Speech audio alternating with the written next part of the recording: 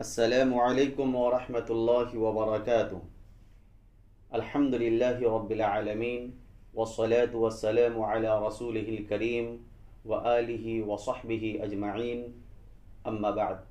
محترم سامعین کرام، اس سے پہلے ہم نے نبی اکرم صلی اللہ علیہ وسلم کی سیرت مبارکہ کو 40 پارٹ میں یوٹیوب چینل علمی نشریات پر اپنی آواز میں اپلوڈ کیا تھا۔ سامعین و ناظرین نے ماشاءاللہ کافی پسند کیا۔ بس اللہ سے دعا فرمائیں کہ اللہ تبارک و تعالی ہماری محنتوں کو اور آپ کے سننے کو قبول فرمائے۔ کچھ دنوں سے ہمارے سامعین کی خواہش بلکہ اصرار تھا کہ خلفائے راشدین کی سیرت بھی یوٹیوب چینل علمی نشریات پر اپلوڈ کیا جائے، لہٰذا خلفائے راشدین میں سے خلیفہ اول حضرت ابو بکر صدیق رضی اللہ عنہ کی سیرت کئی حصوں میں آپ کی سماعتوں کی نظر کروں گا انشاءاللہ۔ یہ جو آپ سن رہے ہیں، یہ حصہ جو آپ سن رہے ہیں حضرت ابو بکر صدیق رضی اللہ عنہ کی سیرت پر پہلا حصہ ہے۔ اس حصے میں ہم آپ کو حضرت ابو بکر صدیق رضی اللہ عنہ کے نام و نسب، عہد جاہلیت میں آپ کی نیک نامی اور عہد اسلام میں آپ کی شخصیت، آپ کی شجاعت و سخاوت، علم و فضل، حسن معاشرت، واقعہ سقیفہ بنو ساعدہ اور بیعت خلافت کے سلسلے میں تفصیلی گفتگو ہوگی انشاءاللہ۔ محترم سامعین، حضرت ابو بکر صدیق رضی اللہ عنہ کے نام و نسب کے سلسلے میں سماعت فرمائیں۔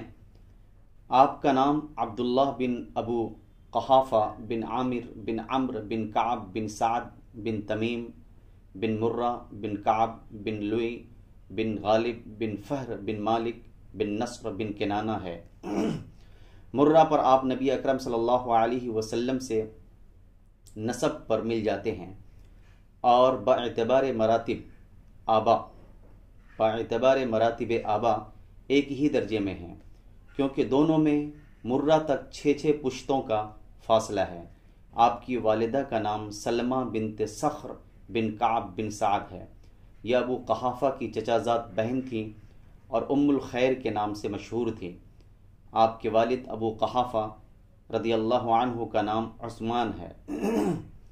آپ کو زمانے جاہلیت میں عبد الکعبہ کہا جاتا تھا۔ نبی اکرم صلی اللہ علیہ وسلم نے آپ کا نام عبداللہ رکھا۔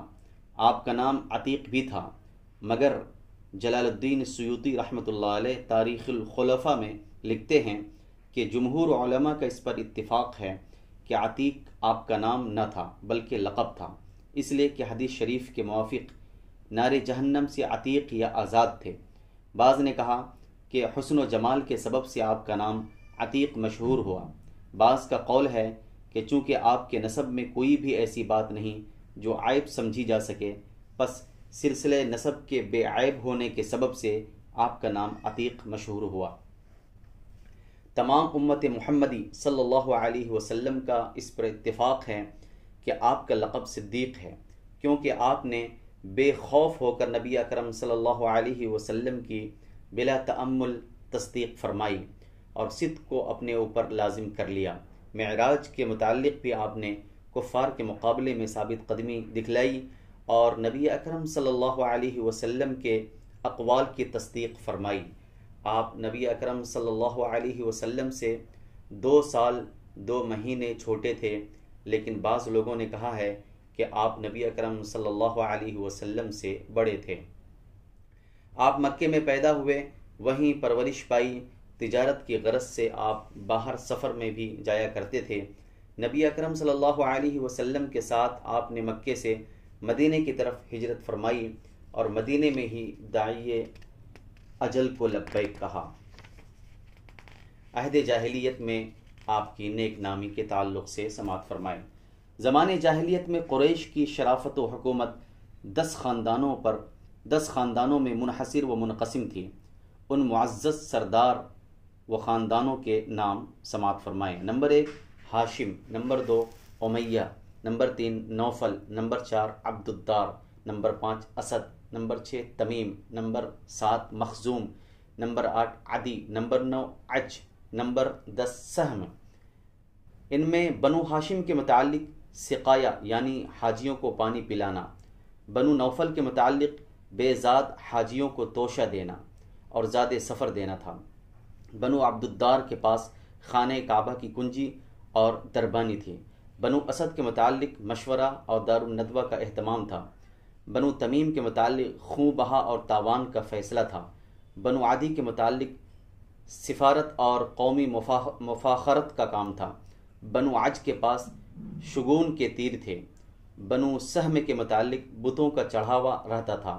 بنو تمیم میں ابو بکر صدیق رضی اللہ عنہ خون بہا اور تاوان کا فیصلہ کرتے تھے، جس کو ابو بکر صدیق مان لیتے تمام قریش اس کو تسلیم کرتے۔ اگر کوئی دوسرا اقرار کرتا تو کوئی بھی اس کا ساتھ نہ دیتا تھا۔ اسی طرح بنو عدی میں عمر بن خطاب رضی اللہ عنہ سفارت کی خدمت انجام دیتے تھے اور میدان جنگ میں بھی سفیر بن کر جاتے اور مقابلے میں قومی مفاخر بیان کرتے تھے۔ ابو بکر صدیق رضی اللہ عنہ علاوہ اس شرف و فضیلت کے کہ وہ اپنے قبیلے کے سردار اور من جملہ 10 سرداران قریش کے ایک سردار تھے، مال و دولت کے اعتبار سے بھی بڑے متمول اور صاحب اثر تھے۔ آپ قریش میں بڑے بامروت اور لوگوں پر احسان کرنے والے تھے۔ مصائب کے وقت صبر و استقامت سے کام لیتے اور مہمانوں کی خوب مدارات و تواضع بجا لاتے۔ لوگ اپنے معاملات میں آپ سے آ کر مشورہ لیا کرتے اور آپ کو اعلیٰ درجے کا صاحب الرائے سمجھتے تھے۔ یہی وجہ تھی کہ ابن الدغنہ آپ کو راستے سے جب کہ آپ مکے سے رخصت ہو چکے تھے واپس لے آیا تھا، جس کا ذکر اس سے پہلے سیرت النبی کے حصے میں بیان ہو چکا ہے۔ آپ انساب اور اخبار عرب کے بڑے ماہر تھے۔ آپ طبعاً برائیوں اور کمینہ خصلتوں سے محترز رہتے تھے۔ آپ نے جاہلیت ہی میں اپنے اوپر شراب حرام کر لی تھی۔ ابو بکر صدیق رضی اللہ عنہ سے کسی نے پوچھا کہ آپ نے کبھی شراب پی ہے؟ آپ نے فرمایا نعوذ باللہ، کبھی نہیں۔ اس نے پوچھا کہ کیوں؟ آپ نے فرمایا کہ میں نہیں چاہتا تھا کہ میرے بدن میں سے بو آئے اور مروت زائل ہو جائے۔ یہ گفتگو نبی اکرم صلی اللہ علیہ وسلم کی مجلس میں روایت ہوئی تو آپ نے 2 مرتبہ فرمایا کہ ابو بکر سچ کہتے ہیں۔ ابو بکر صدیق رضی اللہ عنہ خیر مجسم، بے عیب، سلیم الطبع اور حق پسند و حق پرور تھے۔ یہی سبب تھا کہ جب نبی اکرم صلی اللہ علیہ وسلم نے آپ کو دعوت اسلام پیش کی تو آپ نے کچھ بھی پس و پیش نہ کیا، فوراً قبول کر لیا اور نصرت و امداد کا وعدہ فرمایا، پھر وعدے کو نہایت خوبی کے ساتھ پورا کر دکھایا۔ نبی اکرم صلی اللہ علیہ وسلم نے فرمایا کہ بجز ابو بکر صدیق کے، جس کو میں نے اسلام کی دعوت دی، اس نے کچھ نہ کچھ پس و پیش کیا۔ ایک مرتبہ نبی اکرم صلی اللہ علیہ وسلم نے فرمایا کہ بجز نبی کے اور کسی پر جو ابو بکر صدیق سے بہتر ہو آفتاب طلوع نہ ہوا۔ چونکہ آپ قریش میں ہر دل عزیز تھے، اس لیے بہت سے لوگ آپ کے سمجھانے سے ایمان لے آئے، جن میں عثمان بن عفان، طلحہ بن عبید اللہ اور سعد بن ابی وقاص رضی اللہ عنہم اجمعین جیسے حضرات شامل تھے۔ معزز سامعین کرام، عہد اسلام میں حضرت ابو بکر صدیق رضی اللہ عنہ کی شخصیت پر بھی گفتگو ہوگی، سماعت فرمائیں۔ ابو بکر صدیق رضی اللہ عنہ سب سے پہلے نبی اکرم صلی اللہ علیہ وسلم پر ایمان لائے۔ جس شخص نے سب سے پہلے نبی اکرم صلی اللہ علیہ وسلم کے ساتھ نماز پڑھی وہ ابو بکر صدیق تھے۔ میمون بن مہران سے کسی نے پوچھا کہ آپ کے نزدیک علی افضل ہیں یا ابو بکر صدیق؟ انہوں نے یہ سن کر سخت غصہ کیا اور فرمانے لگے کہ مجھے یہ معلوم نہ تھا کہ میں ان دنوں میں موازنہ کیے جانے کے وقت تک ان دونوں میں موازنہ کیے جانے کے وقت تک زندہ رہوں گا۔ ارے یہ دونوں اسلام کے لیے بمنزلہ سر کے تھے۔ مردوں میں سب سے پہلے ابو بکر صدیق رضی اللہ عنہ ایمان لائے اور لڑکوں میں سب سے پہلے علی رضی اللہ عنہ ایمان لائے۔ عورتوں میں سب سے پہلے خدیجۃ الکبریٰ رضی اللہ عنہا ایمان لائی تھیں۔ علماء کا اس پر اتفاق ہے کہ نبی اکرم صلی اللہ علیہ وسلم کی اجازت کے بغیر ابو بکر صدیق رضی اللہ عنہ نے کبھی رسول اللہ کا ساتھ نہیں چھوڑا۔ آپ نے اپنے اہل و عیال کو چھوڑ کر اللہ اور رسول اللہ صلی اللہ علیہ وسلم کی محبت میں ہجرت کی، غار میں رسول اللہ صلی اللہ علیہ وسلم کا ساتھ دیا، لڑائیوں میں آپ کے ساتھ رہے۔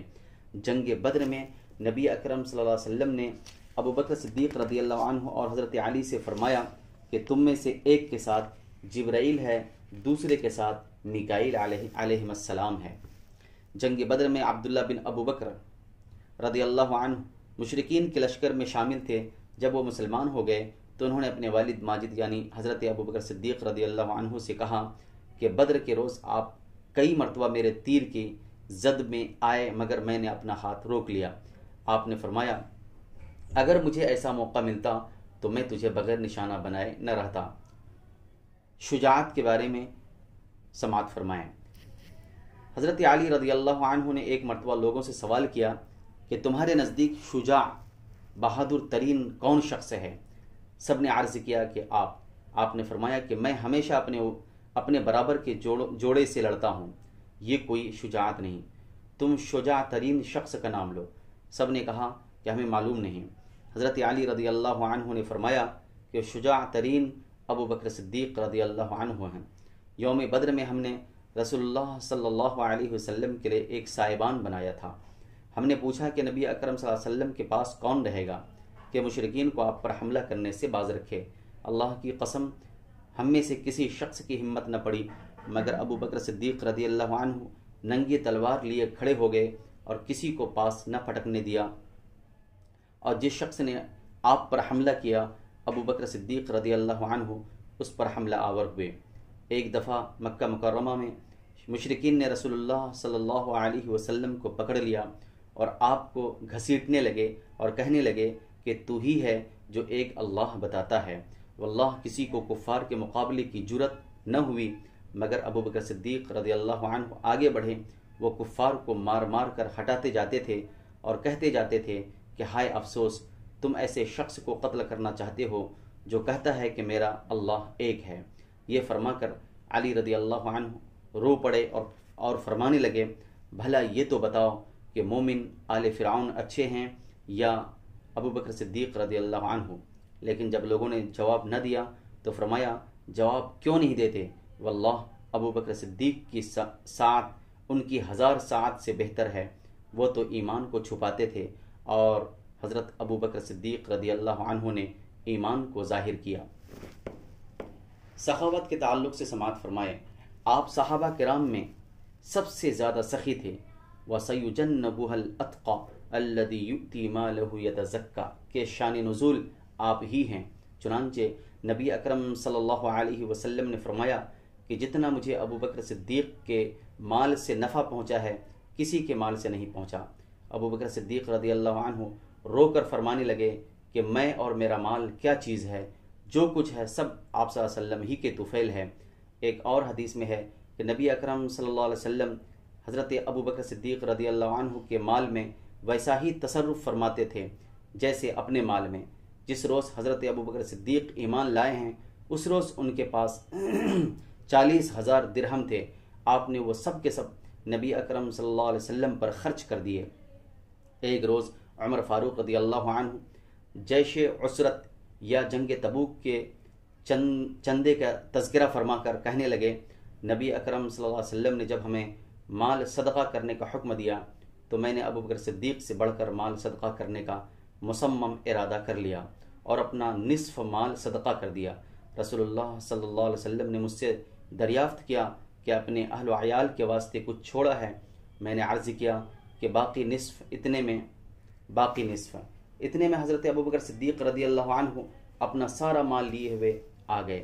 نبی اکرم صلی اللہ علیہ وسلم نے ان سے بھی وہی سوال کیا۔ انہوں نے جواب دیا کہ اہل و عیال کے لیے اللہ اور رسول اللہ صلی اللہ علیہ وسلم کافی ہیں۔ میں نے یہ دیکھ کر کہا کہ میں ابو بکر صدیق سے کسی بھی بات میں نہ بڑھ سکوں گا۔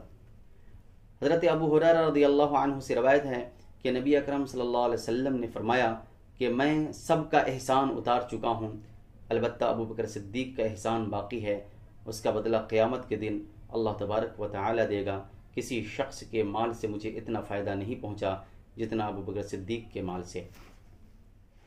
معزز سامعین کرام، علم و فضل کے تعلق سے سماعت فرمائیں۔ آپ صحابہ کرام میں سب سے زیادہ عالم اور ذکی تھے۔ جب کسی مسئلے کے متعلق صحابہ کرام میں اختلاف رائے ہوتا تو وہ مسئلہ حضرت ابوبکر صدیق کے سامنے پیش کیا جاتا، آپ اس پر جو حکم لگاتے اور وہ عین ثواب ہوتا۔ قرآن مجید کا علم آپ کو سب صحابیوں سے زیادہ تھا، اسی لیے نبی اکرم صلی اللہ علیہ وسلم نے آپ کو نماز میں امام بنایا۔ سنت کا علم بھی آپ کو کامل تھا، اسی لیے صحابہ کرام مسائل سنت میں آپ سے رجوع کرتے تھے۔ آپ کا حافظہ بھی قوی تھا، آپ نہایت ذکی الطبع تھے۔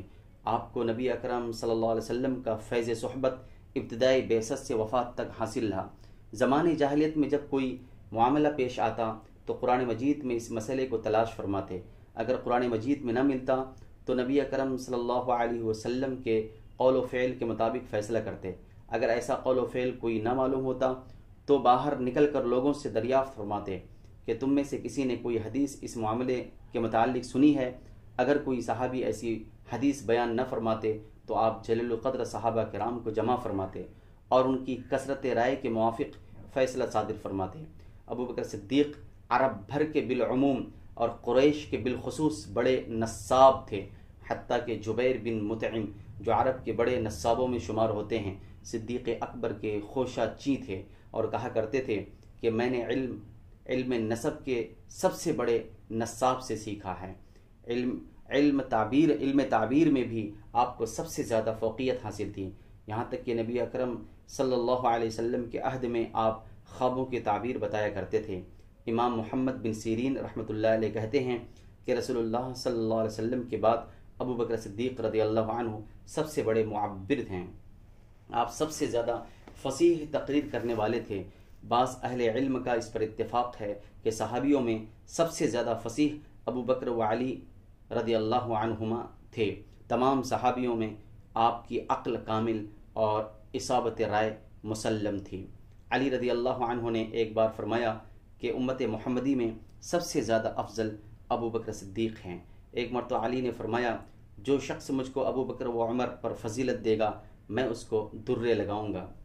ایک مرتبہ حضرت علی نے فرمایا جو شخص مجھ کو ابوبکر و عمر رضی اللہ عنہما پر فضیلت دے گا میں اس کو درے لگاؤں گا۔ علی رضی اللہ عنہ سے روایت ہے کہ رسول اللہ صلی اللہ علیہ وسلم نے فرمایا اللہ تبارک و تعالی ابوبکر پر رحم کرے کہ اس نے اپنی بیٹی مجھے زوجیت میں دی اور مجھے مدینہ تک پہنچایا اور بلال حبشی کو آزاد کیا۔ اللہ تبارک و تعالی حضرت عمر پر رحم کرے کہ حق بات کہتے ہیں خواہ کتنی ہی تلخ کیوں نہ ہو۔ اللہ تبارک و تعالی عثمان پر رحم کرے کہ ان سے فرشتے حیا کرتے ہیں۔ اللہ تبارک و تعالی علی پر رحم کرے، الہی جہاں کہیں علی ہو حق اس کے ساتھ رکھ۔ امام شافعی فرماتے ہیں کہ لوگوں نے صدیق اکبر کو بالاجماع خلیفہ بنایا کیونکہ اس وقت دنیا کے پردے پر ان سے بہتر آدمی نہ ملا۔ معاویہ بن فرہ کہتے ہیں کہ صحابہ کو کبھی خلافت ابوبکر میں شک نہیں ہوا اور وہ لوگ ہمیشہ ان کو خلیفہ رسول کہتے رہے، اور صحابی کبھی کسی خطا یا گمراہی پر اجماع نہیں کر سکتے۔ محترم سامعین کرام، حسن معاشرت کے سلسلے میں سماعت فرمائیں۔ عطا بن صائب کہتے ہیں کہ بیعت خلافت کے دوسرے دن حضرت ابوبکر صدیق رضی اللہ عنہ 2 چادریں لیے ہوئے بازار کو جاتے تھے۔ عمر رضی اللہ عنہ نے پوچھا کہ آپ کہاں جا رہے ہیں؟ فرمایا بازار۔ عمر رضی اللہ عنہ نے کہا کہ اب آپ یہ دھندے چھوڑ دیں، آپ مسلمانوں کے امیر ہو گئے ہیں۔ آپ نے فرمایا پھر میں اور میرے اہل و عیال کہاں سے کھائیں گے؟ عمر رضی اللہ عنہ نے کہا کہ یہ کام ابو عبیدہ کے سپرد کیجیے۔ چنانچہ دونوں صاحب ابو عبیدہ کے پاس گئے اور ان سے حضرت ابوبکر صدیق رضی اللہ عنہ نے کہا کہ میرا اور میرے اہل و عیال کا نفقہ مہاجرین سے وصول کر دیا کرو، ہر چیز معمولی حیثیت کی چاہیے، گرمی اور جاڑوں کے کپڑوں کی بھی ضرورت ہوگی، جب پھٹ جایا کریں گے تو ہم واپس کر دیا کریں گے اور نئے لے لیا کریں گے۔ چنانچہ ابو عبیدہ رضی اللہ عنہ ہر روز آپ کے یہاں آدھی بکری کا گوشت بھیج دیا کرتے تھے۔ ابو بکر بن حفص کہتے ہیں کہ حضرت ابو بکر رضی اللہ عنہ نے انتقال کے وقت حضرت عائشہ سے فرمایا کہ مسلمانوں کے کام کرنے کی اجرت میں कौड़ी पैसे का फ़ायदा हासिल नहीं किया, सिवाय इसके कि मोटा झोटा खा पहन लिया। उस वक्त मुसलमानों का थोड़ा या बहुत कोई माल सिवाय उस हबशी ग़ुलाम, ऊँटनी और पुरानी चादर के मेरे पास नहीं, सिवाय इस हबशी ग़ुलाम, ऊँटनी और पुरानी चादर के मेरे पास नहीं। जब मैं मर जाऊं तो इन सब को उमर रज़ियल्लाहु अन्हु के पास भेज देना। हसन बिन अली अलैहिस्सलाम से रवायत है कि हज़रत अबू बकर सिद्दीक़ ने इंतकाल के वक्त आयशा सिद्दीक़ा रज़ियल्लाहु अन्हा से फरमाया कि मेरे मरने के बाद ये ऊँटनी जिसका दूध हम पीते थे और ये बड़ा प्याला जिसमें हम खाते थे और ये चादरें उमर के पास भेज देना, क्योंकि मैंने इन चीज़ों को बहैसियत खलीफा होने के बैतुल माल से लिया था।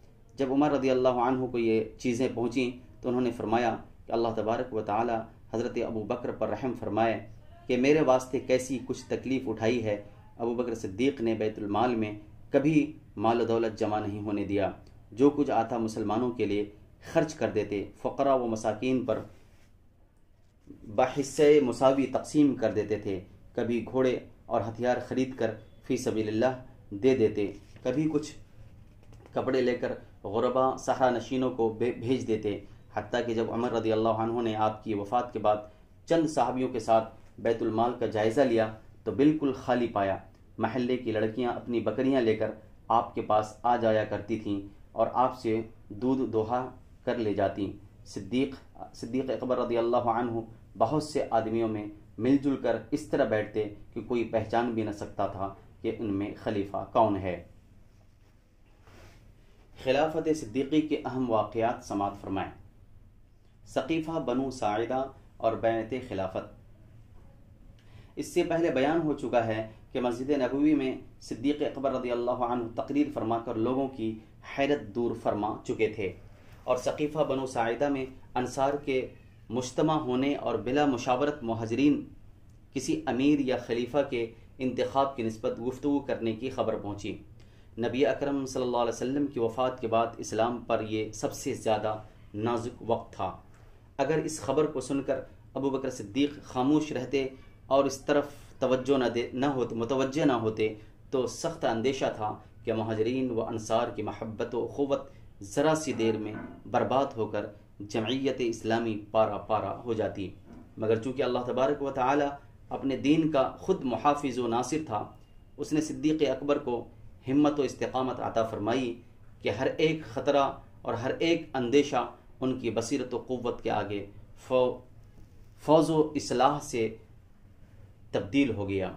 नबी अकरम सल्लल्लाहु अलैहि वसल्लम की क़ुव्वत क़ुदसी ने तमाम मुसलमानों को एक ही कौम और एक ही ख़ानदान बना दिया था और नूर ईमान के मुहय्यरुल अक़ूल असर से कबीलों, ख़ानदानों और मुल्कों के इम्तियाज़ात यकसर बर्बाद व मुनहदिम हो चुके थे और उनकी हकीकत इससे ज़्यादा बाकी न रही थी कि कबीलों और ख़ानदानों के नाम से लोगों की शनाख्त में और पता देने में आसानी होती थी और बस। वफ़ात नबवी के बाद और इस रूह आज़म सल्लल्लाहु अलैहि वसल्लम के मले आला की तरफ मुतवज्जह होने पर ज़रा सी देर के लिए इस तफरीक़ कौमी के इब्तिला का करवट लेना कोई हैरत और ताज्जुब का मकाम नहीं है। देखना यह है कि सहाबा किराम की पाक व मुतहर जमात ने इस इब्तिला को अपने लिए मौजूब इस्तिफ़ा बनाया या सामान्य बर्बादी। तफसील इस इजमाल की यह है कि मदीना मुनव्वरा में मुहाजिरीन की तादाद अंसार के मुकाबले में कम थी, लेकिन अंसार भी दो हिस्सों में मुनक़सिम थे, यानी औस और खजरज। इस्लाम से पहले ज़माने कदीम से एक दूसरे के हरीफ और रकीब चले आते थे। इस तरह मदीना मुनव्वरा के मौजूदा मुसलमानों की मौजूदा मुसलमानों को तीन बड़े बड़े हिस्सों में मुनक़सिम समझा जा सकता था। औस, खजरज, कुरैश या मुहाजिरीन मक्का। कबीले खजरज के रईस साद बिन उबादा रज़ियल्लाहु अन्हु थे। उनके मकान से मुताल्लिक़ एक वसी नशिस्तगाह थी, जिसकी सूरत ये थी कि एक वसी चबूतरा था, उसके ऊपर साइबान पड़ा हुआ था। इसी को सक़ीफ़ा बनी साइदा कहते थे। नबी अकरम सल्लल्लाहु अलैहि वसल्लम की वफ़ात का हाल सुनकर एक तरफ मस्जिद नबवी में लोग जमा हो गए थे। उनमें करीबन सभी मुहाजिरीन थे, क्योंकि मुहाजिरीन के मकानात उसी महल्ले में ज़्यादा थे। यहाँ अंसार बहुत कम थे। دوسری طرف بازار سے متصل سقیفہ بنی ساعدہ میں دیگر بہت سے مسلمانوں کا اجتماع تھا۔ اس مجمع میں تقریباً سب انصار ہی تھے، کوئی ایک دو مہاجر بھی اتفاقاً وہاں موجود تھے۔ اسلام کی ابتدا اور اس کی نشو و نما، مخالفین کی کوششیں، جنگ و پیکار کے ہنگامے، شرک کا مغلوب و معدوم ہونا اور اسلامی قانون و اسلامی آئین کے سامنے سب کا گردنیں جھکا دینا، سب کچھ ان لوگوں کے پیش نظر تھا، اور وہ جانتے تھے کہ یہ نظام اب وفات نبوی کے بعد دنیا میں اسی وقت بحسن و خوبی قائم رہ سکتا ہے کہ آپ کا جانشین منتخب کر لیا جائے۔ مسجد نبوی میں عمر فاروق رضی اللہ عنہ کے شدید جذبہ نے لوگوں کو کچھ سوچنے اور مسئلہ خلافت پر غور کرنے کا موقع ہی نہ دیا۔ ابوبکر صدیق رضی اللہ عنہ وفات نبوی کی خبر سن کر اگر جلد یہاں نہ پہنچ جاتے تو اللہ جانے مسجد نبوی میں محبین نبوی کی یہ حیرت و اضطراب کی حالت کب تک قائم رہتی۔ لیکن دوسرے مجمع کی جو سعد بن عبادہ کی نشست گاہ میں تھا یہ حالت نہ تھی، وہاں انتخاب خلیفہ کے متعلق گفتگو ہوئی۔ چونکہ وہ مجمع انصار ہی کا تھا اور ایک سردار قبیلے کے نشست گاہ میں تھا اور ایک سردار قبیلے کی نشست گاہ میں تھا جو قبیلے خزرج کے سردار تھے، اور قبیلے خزرج تعداد نفوس اور مال و دولت میں انصار کے دوسرے قبیلہ اوس فائق و برتر تھا۔ لہذا اس مجمع کی گفتگو اور اظہار خیالات کا نتیجہ یہ تھا کہ سعد بن عبادہ کو خلیفہ یعنی جانشین رسول صلی اللہ علیہ وسلم تسلیم کیا جائے۔ مہاجرین کی تعداد اگرچہ مدینے میں انصار سے کم تھی، لیکن ان کی اہمیت اور ان کی بزرگی و عظمت کا انصار کے قلوب پر ایسا اثر تھا کہ جب سعد رضی اللہ عنہ نے خلافت کو انصار ہی کا حق ثابت کرنا چاہا تو انصار کے ایک شخص نے اعتراض کیا کہ مہاجرین انصار کی خلافت کو کیسے تسلیم کریں گے۔ اس پر ایک دوسرے انصاری نے کہا کہ اگر انہوں نے تسلیم نہ کیا تو ہم ان سے کہہ دیں گے کہ تم اپنا ایک خلیفہ مہاجرین میں سے بنا لو، اور ایک خلیفہ ہم نے انصار میں سے بنا لیا ہے۔ سعد رضی اللہ عنہ نے کہا کہ نہیں، یہ ایک کمزوری کی بات ہے۔ ایک اور انصاری نے کہا کہ اگر مہاجرین نے ہمارے خلیفہ کو تسلیم نہ کیا تو ہم ان کو بذریعہ شمشیر مدینے سے نکال دیں گے۔ اس مجمع میں جو چند مہاجرین تھے انہوں نے انصار کی مخالفت میں آواز بلند کی۔ اس طرح اس مجمع میں بحث و تکرار شروع ہو گئی۔ ممکن تھا کہ یہ ناگوار صورت ترقی کر کے جنگ و پیکار تک نوبت پہنچ جاتی۔ یہ خطرناک رنگ دیکھ کر مغیرہ بن شعبہ رضی اللہ عنہ وہاں سے چلے اور مسجد نبوی میں آ کر سقیفہ بنی ساعدہ کی رودات سنائی۔ یہاں مسجد نبوی میں ابوبکر صدیق رضی اللہ عنہ اپنی تقریر ختم کر کے تجہیز و تکفین کے سامان کی تیاری میں مصروف ہو چکے تھے۔ اس وحشت انگیز خبر کو سن کر ابوبکر صدیق رضی اللہ عنہ اپنے ہمراہ عمر فاروق اور ابو عبیدہ رضی اللہ عنہما کو لے کر سقیفہ بنی ساعدہ کی طرف روانہ ہوئے، اور علی رضی اللہ عنہ دوسرے صحابہ کرام رضی اللہ عنہ کو تجہیز و تکفین کے کام کی تکمیل میں مصروف چھوڑ گئے۔ اگر اس وقت ابوبکر صدیق رضی اللہ عنہ ذرا بھی تأمل فرماتے تو اللہ جانے کیسے کیسے خطرات رونما ہو جاتے۔ یہ تینوں بزرگ اس مجمع میں پہنچے تو وہاں افراتفری اور تو میں کا ایک عجیب عالم برپا تھا۔ عمر فاروق رضی اللہ عنہ نے وہاں اس مجمع کو خطاب کر کے بولنا چاہا، لیکن ابوبکر صدیق نے روک دیا اور خود کھڑے ہو کر نہایت وقار و سنجیدگی کے ساتھ تقریر فرمائی۔